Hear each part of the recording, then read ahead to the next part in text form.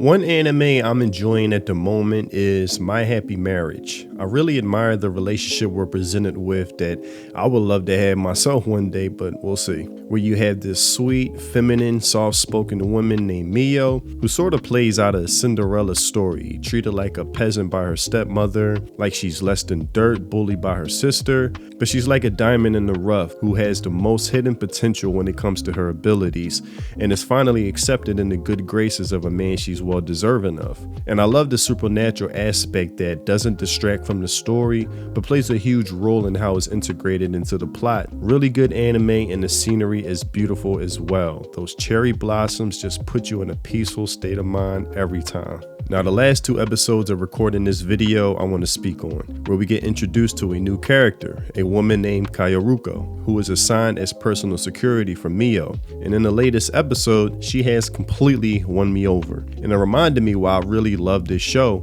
and why anime overall is just winning in a way I wish the West would learn from. But at first, I wasn't sure how I would feel about her from the way she was being introduced, which I know I'll receive slight criticism for, understandably, but allow me some time to sort through this and how she won me over as a well-written character.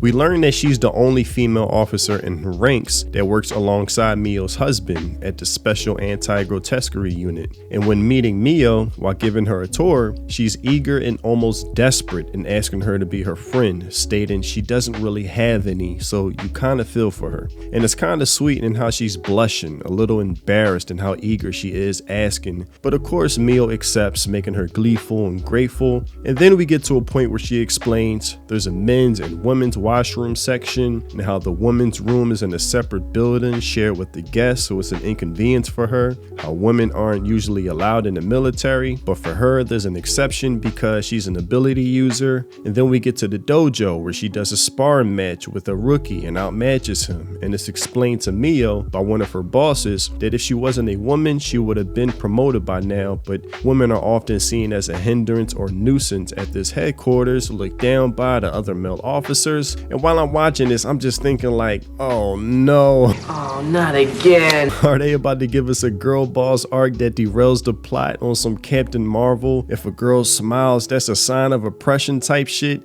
Please don't ruin this anime for me. I'm really enjoying it. It provides escapism, and I know I'm prejudging, but here's why.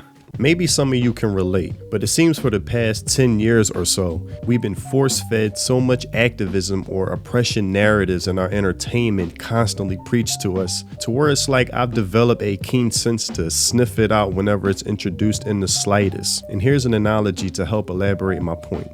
It's safe to say most people love pizza just naturally. You'll probably have to search far and wide to find someone who doesn't. Now imagine being force-fed pizza 365 days a year, 3 meals a day, and even between those meals you're force-fed pizza for snacks, whether you like it or not, whether you're hungry or not. No matter how much you refuse, it doesn't matter. Now eventually, you're going to develop a disgust for it, where even the mere sight or scent of it will make you repulsed close to vomiting. That's what this is like, where if I get a whiff of any type of messaging being preached to me forcefully with no attempt to be clever or subtle in a creative way, then it's a complete turnoff, where naturally it wouldn't have been that way, but the force feeding has conditioned you to be this way. It's something I noticed when the Ghost of Yotei trailer dropped, where players of Ghost of Tsushima raised red flags, concerned the sequel would be shit from the main character reveal, where everybody expected Jin to return, and some people got backlash for instantly reacting in a negative way, like, oh, here we go. Son of a bee sting. But I understand where they were coming from, because it's natural pattern recognition. Witnessing for the past 10 years or so, many fandoms be destroyed by opportunists, so it makes sense. But admittedly, it's something I am self-aware of, in this reflexive reaction that I am capable of putting in check, which I have for this anime. And I gotta say, this character turned out not to be that, and if anything, became a character where you kinda root for her. Usually what we get with a girl boss character is she's a Mary Sue, unjustifiably OP, but not in a humorous way, but in a condescending, try hard, obvious way. Can't do no wrong, look out world, hear me war, I'm coming type shit, where you can almost feel the personal grudge bleeding out through the screen that the writer has against men, like this deep-seated hatred, which always gives us an unlikable character. But Kayaruko is nothing like that. She's actually written well, and I'll explain why. First, she comes off authentic, like a real human. Yes, she's aware of how some of her male colleagues look down to her, but she doesn't react in a typical girl boss arrogant way where she's like, well, change is coming. You better get with it. I'm here to stay. I'll show you who's boss and who's best. I'm better than all of y'all. No. She oddly has humility with her whole approach to this scenario, where she sort of understands where her male colleagues are coming from, seeing her as a threat that makes them insecure, but she just wished they would understand she's not there to take anybody's position or change things overnight, but wish they would see she really just wants a friend and to be accepted, and because she isn't, it makes her feel lonely, which is why she's so desperate to become friends with Mio. And in return, makes me root for her, wanting to see more of her. She's likable.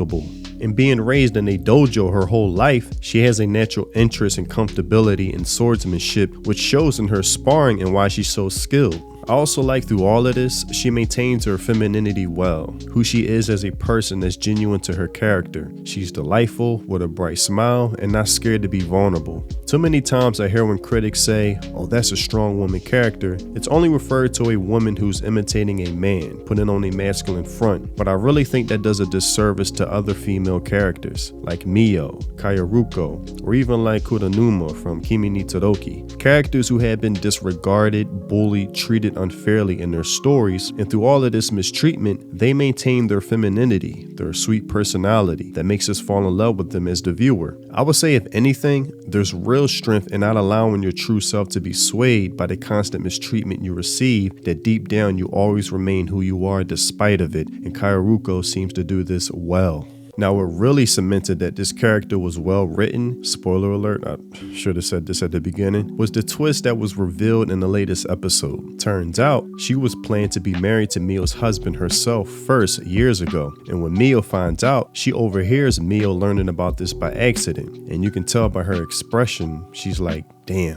Only friend I have, I'm about to lose her now because of this news. And the next time they meet, Mio doesn't say anything about it, but Kayaruko feels compelled to confess to her, saying she's sorry, she didn't say anything before, she's undeserving of Mio's kindness and friendship. She admits to Mio that though it was a planned marriage, she did fall in love with him and still loves him to this day, and that love is only one-sided. That it's hard to work beside the man she loves while being looked down to by her colleagues. And at first she had mixed feelings towards Mio herself, but genuinely wants to be her friend but believes she doesn't deserve it. And you could just feel how real this whole scene is while watching. And Mio just puts all this to rest calmly, saying you have nothing to be worried about. And at first it did catch her off guard, but the person she turned out to be was someone she could be friends with, and Mio accepts her, which surprises Kayaruko, but is more happy to be accepted in her good graces. And she just breaks down crying, like finally she has a friend, the one thing she wanted all along. And that's why I say there's strength in femininity, and Mio's warmth of welcoming and nurturing shines in this moment, making this scene that was well worth it, well written. So shout out to the writers that really did a phenomenal job with this. This is how it's done. Take notes, Western creators. This is how you design a likable character that's not one-dimensional, that comes off like a human, believable, dynamic, and I want to see more of her. I like this character. Now, I don't know what the rest of the season is going to bring. Maybe she does turn into an unlikable character for all the reasons I mentioned earlier, and that would really suck because her addition just made me like this anime even more. But so far, thumbs up on my end. But that's all I have for this video. Tell me what you think in the comment section below. My Happy Marriage? Man, love it, man. Love it. I need a love like this someday too, man. If you haven't already, check out my music on Spotify, link in the description below. If you love those Samurai Champloo lo-fi mellow boom bap vibes, then my music is definitely for you. Thanks for watching, and I'll see you in the next video. Free think. Peace.